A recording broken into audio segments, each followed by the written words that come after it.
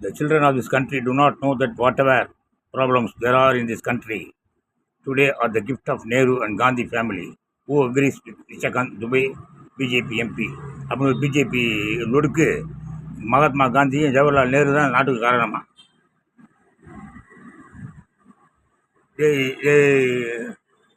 லொடுக்கு MP பாஜக லொடுக்கு MP என்ன சொல்கிறான் பாரு. ஆர்எஸ்எஸ் அமைப்பை அளிப்பதே இறுதி இலக்கு.